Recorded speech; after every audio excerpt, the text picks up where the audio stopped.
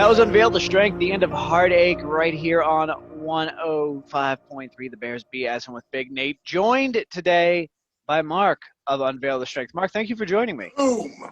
What's up, guys? How you doing? How are you doing today, Mark? Doing all right, man. Glad to be here. Thanks for having me. Thank you for playing our track. I mean, it's not our track, but it's our reimagined, intimate version of that track, which is we think is pretty unique, and we hope you guys like it. So I want to talk about that. The original, of course, by Killswitch Engage versus Unveil the Strength. There's some differences there that I think you guys did a great job of making it your own. And I just want to get your perspective on, putting it all together from front to back. So what was that like?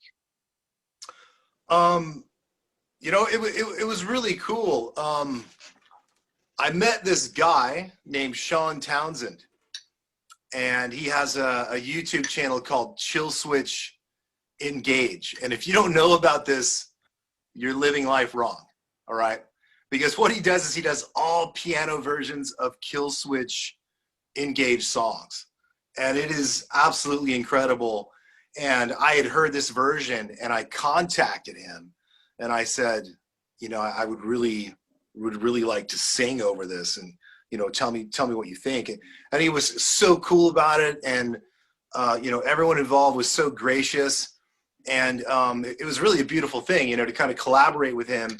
And we did it, and you know, and it's a big risk on his part, because by itself the music is it's amazing, right? And you know, he kind of took a risk with, you know, me and my voice, because let's be honest, it's the internet, and you don't really know what you're going to get out there. You know, there's a lot of hot, ugly stuff out there that we can't stop looking at. So that's just, but I mean, that's what we like about it at the same time, right? I mean, that's it, right?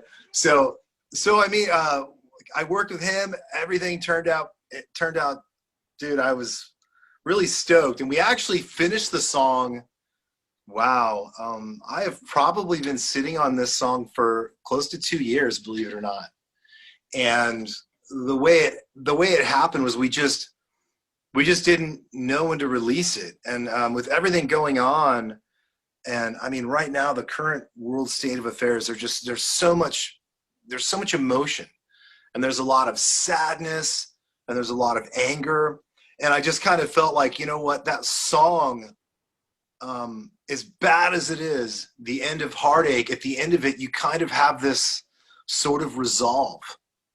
And I kind of felt like, you know what, this is the right time. This is when this needs to come out. People need resolve, because it's not really right now, with everything going on with one side or another side, or this opinion or that opinion. At the end of the day, it's really not about being right. It's about feeling okay no matter what. Because the truth is, in reality, you're never going to get exactly what you want all the time. But are you okay mentally no matter what? And I think people really, I mean, they really truly need that right now. They need some mental self-love. And I felt like, you know what, this is it. People need to hear this. I want them to listen to this song alone in a room with a candle lit, and I want them to feel it. Please feel music again. And that's it. I love that answer, man. Okay. So something that stands out, I think you're right. I think now more than ever is especially the right time for that. And I find it intriguing that you had it, you held on to it, you waited till the right time. And I think there are moments like that in life where you kind of just have a gut feeling. So what I want to ask a little bit more about the process of the track, though. So you worked with Sean Townsend. Was it a situation where he already had it recorded, and then you guys went ahead and put it together, or did he re-record?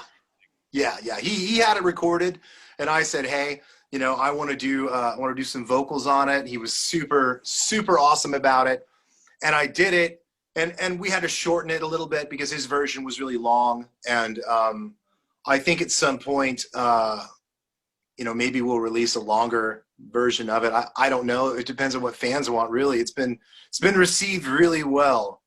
It's been out for less than 3 weeks, and we're almost at like 20,000 streams on Spotify. Like, people are really like, and you know, and I'm kind of shocked, you know, I mean, we're not any sort of, you know, major artist or anything like that. And, you know, and some people might say, well, 20,000 is nothing, but I'm like, and for us, we feel good about it. And so it's kind of like the same metaphor that I used a second ago. How do you feel about it at the end of the day? Do you feel like you did the work and you're happy? And, you know, I mean, we're just stoked, and we just hope everyone likes it. I feel like you have something to be really proud of here, and I'm going to make a comparison, and if you're offended, I only mean it with the utmost respect for it has the same feel. Like, I remember when Disturbed's cover of Sound of Silence came out, and it was Right. different, but it captured the feeling. And I think you guys have the same thing going on with this. I think the feeling is definitely captured, and I think there's a lot of power to it. So I think you guys have a hit on your hands, as it were. I do want to talk about the band as well. Unveil the Strength. How did you guys get your start? How did that all come together? Well, Unveil the Strength, the name in itself is really kind of about, it's really about overcoming, you know. I mean, it isn't about lifting weights and being strong, but it certainly helps with marketing. But it's really kind of about, you know, battling yourself. You're your own worst enemy. It's not anything we haven't heard before, but it's about powering through that and really finding out who you are. You know, it's you know, there's this saying where, you know, you don't find out what you really have until you have nothing at all. And Yeah. that's your resolve. That's who you know, how you know who you really are, right? So, you know, for me personally, you know, I've been through a lot of stuff in my life. You know, I've been to combat. I've been to war. I was homeless for 2.5 years. I have seen everything. And then at the same time, I have had songs in 2 major, you know, motion picture movies and 10 television shows. Like, I've been all the roller coaster of everything. And at the end of the day, you know, you always just try to be the best version of you that you can be. Like, that's all you can do. And so Unveil the Strength is just kind of like, you know, it's about going through those battles in life. You know, life is hard, you know. Wear a helmet, man. I mean, it's brutal. It's really tough. And, you know, the seas favor the well-prepared. And Unveil the Strength is about that, you know, looking inside yourself and getting through it and being better for it. You know, don't blame the problem. In fact, thank it when you're done for making you and shaping you to who you're going to be. And so, I mean, you touched on something really important there. I get this sense that ultimately it's all about. I don't want to say like your lifespan in an adventure necessarily, because that kind of, I feel like, marginalizes. But you have a wide breadth of experience to draw from that you can relate to. So how much of your songwriting and your music playing it is much more personal to you, and what does that feel like to share it with the world? Oh man. I'm going to share something kind of personal. I don't think I've ever shared this before. In this room is where I tracked my vocals for this record, like all of it. This little room right here. It's nothing crazy. Like, I've got some decent gear, but there's not a writing session that I ever do where it's not emotional for me.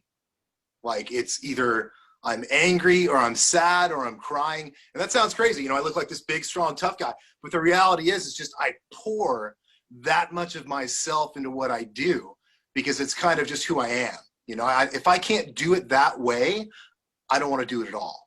You know, if I can't give you that, I don't want to do it, you know. And that comes from everything from, you know, the story to everything. I really try to think about every story for every song and what it means to me.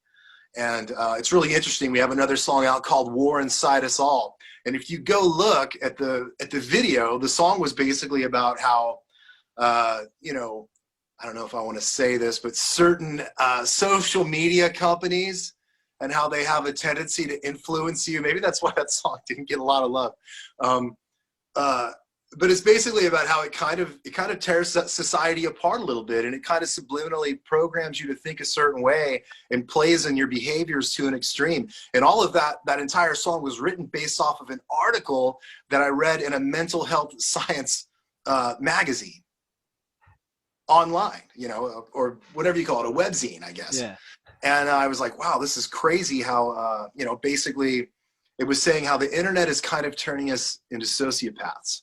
Basically, it's making us comfortable with looking at all these violent things and encouraging fights and liking to watch it. And the way we talk to each other, we talk to each other like we're not human. And in fact, we say a lot of things to each other online you would never say to someone's face, you know, and that's just simply based on respect for them, or, you know, you might catch one in the dome if you say the wrong thing. Like there's a certain unwritten etiquette in person about how you behave, right?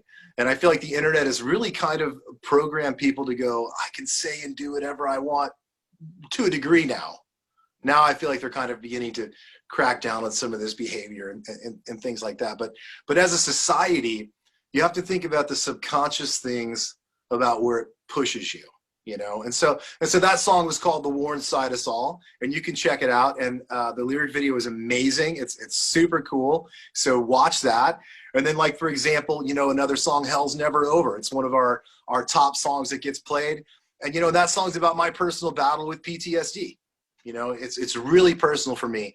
And how, you know, in that video, there's an interrogation where there's this really hot chick, and she's super sweet. She's really awesome. And she's torturing me. And I mean, well, she's torturing all of us. There's a black mask. And the metaphor for it was, hey, you know, the most beautiful things in life will torture you. And it's kind of that inner battle with yourself, you know, temptation and all of these things. And I mean, yeah, it's just, you know, basically a battle with PTSD. And you know, it's things like that I really try to convey to the listeners. And I want to convey it in a way where maybe it's specific to me, but I want it to be general enough so that the listener can say, you know, that makes me think about this part of my life, or this thing that I've been through, or this memory.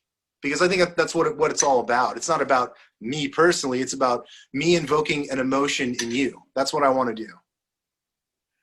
I mean, that's a hell of an answer. I was actually, you brought something up interesting there to me. I was talking to Natalie Dean last night. She's a young songwriter out of California, and she was talking about how her latest song, like, she just can't write happy songs, and her latest one's about her struggle with her and her relationship with her dad and his struggle with alcohol addiction. And we talked about whether or not it was cathartic or therapeutic to, you know, get that pen to paper. And you're talking about how it's important about how it makes other people feel. But for you, is there a therapeutic aspect to the writing of music? Yeah, I would say yes, most definitely. I'm not sure if I would be alive if I didn't start doing music. I mean, I didn't start. I started singing when I was 9, but there was a period of my life when I was in the military where, you know, I had to take a step back, and I really didn't do that. And then sort of a way to cope with my PTSD was I started, you know, doing music. And then it's kind of landed here. And, you know, my entire family's musicians. It's kind of weird. I basically have become my family. 4 members of my family, or 3 members of my family, are musicians, and 1 member of my family was in the military, and I became all of them. So I don't know. They say you become the 4 people you hang out the most with. So I think I did it. Well, that works out. So I got to ask, we've got the end of Heartache now, and of course, like every greedy human being in the world, I want to know what's next for Unveil the Strength. Oh man. So we're sitting on 5 more songs and 2 music videos, and not lyric videos, full production videos. Right before COVID happened, we went down to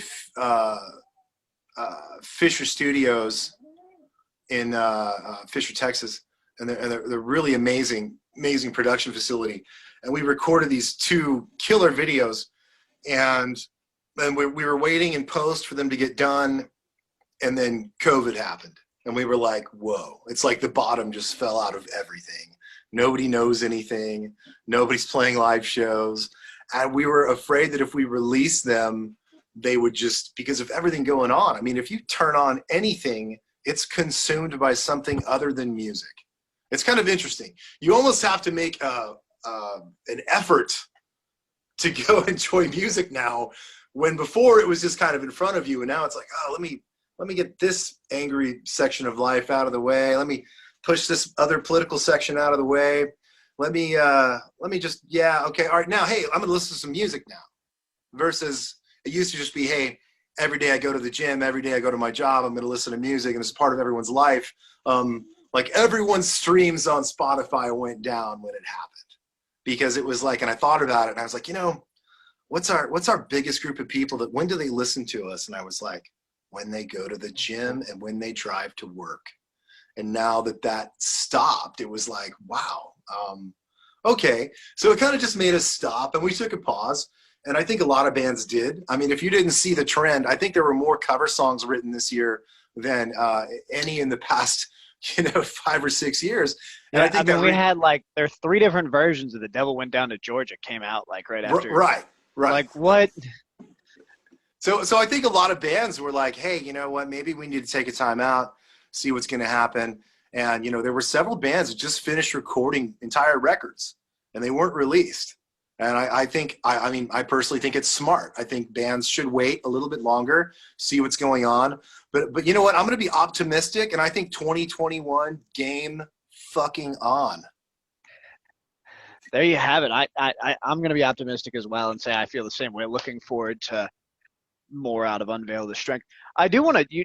You brought up an interesting topic, and talking about the behaviors. It's something that I didn't really consciously think about until you brought it up. But when I'm at work, there's a lot of music listening going on. Well, for like the first 2-3 months of COVID, I was working from home, and I can definitely tell you, yeah, that behavior went down because I'm working from home, my wife's working from home, and it's like, well, she's a teacher, I don't really want to. So yeah, that's wild. That's Right, a really good right, point. right, right. And and if you turn on some sort of media, and you have someone, you have every major news network talking about this topic, and it has an adverse effect on your life and your health. You're crazy if you're not consumed by it. I mean, honestly, I mean, come on. If it's a serious thing, any rational human being would go, hey, I should be informed. I should know about this. And so to some degree, I think it was okay. But I think as artists, we have to constantly adapt to the landscape of what's going on. I mean, Spotify could change something tomorrow, and it'll have a drastic impact on us. Live Nation came out. I don't know if you saw the Live Nation article this year about how they said, hey, all of our top playing bands, your salary is going to be cut by 20%. We are not going to provide insurance for you at the venue. And if you book a show through us and your fans don't show up, and you cancel the show, you have to pay us back double your guarantee. Any business-minded musician would go, hey, let's just not play right now, and let's not worry about it. There was that Live Nation thing. There was a musician. His name's Dougie. He's a guitarist for a band called Crashing Atlas, and him and we were starting to talk about them entering the studio, and then like he just went on probably for about a half hour about what Live Nation was doing and how they were basically killing any small independent band from ever being able to do anything. And well, I mean, in Live Nation's defense, it's liability. You've got thousands and thousands of people together, and we don't have enough data and science to really know how this is going to work yet, and we're still trying to figure that out. And so a part of me is like, I can't blame them, but at the same time, yes, that is going to have adverse effects on the music industry, because at the end of the day, everyone goes, well, Mark, that's only going to affect the big bands. I mean, I'm not a Live Nation amphitheater band, dude, and so it's not going to affect me. Well, that's not entirely true, because now if a club books a band and they go, well, why should I not take 20% from you as well, because they're doing it. And to be honest with you, our bar's been closed for 3 months, and we kind of really need the money. And so it's going to be really interesting to see how the landscape looks post-COVID. I mean, I don't know. I mean, the reality is a lot of bands already have day jobs, and we already know that. It's almost like the dirty little secret of heavy metal. It's like, the bands you see on the road, and it's like, well, when they're not on the road, they come back and they work. And, a lot of bands, they do this because they really love to do it, and they love their fans. And it's not necessarily about the money. Like, is it nice to break even or be in the green? Absolutely. But the reality is artists are going to be artists. They are going to create no matter what. I mean, that's how I am. If I don't create, it's an adverse effect on my health. Yep. And that's the way it is. However it pans out after I create, I only have so much control of that. Yeah, I mean, at a certain point, it's like killing your darlings. You just got to put it out into the world and kind of Right. bear it, as it were. Last but not least, I've had a great time talking to you, but this would probably be the most important thing. The whole reason we're talking is where can they find Unveiled the Strength? You guys can find us on Facebook, Instagram, Twitter, www.unveilthestrength.com, YouTube, Spotify, iTunes, Apple Play, Google Play. Go on Google and type in Unveil the Strength. You're going to find a whole bunch of stuff. And yeah, we're there. And please, if you have any questions or anything you want to know about us, please reach out and ask us. We're always grateful for these. It means a lot to us. Thank you for having me, and thank you for talking to me about our music. It's a blessing. It's awesome. It's been a pleasure having you on. This has been a great conversation. I thank you so very much. Ladies and gentlemen, Mark of Unveil the Strength. Go ahead and give him some love. We'll see you guys next time.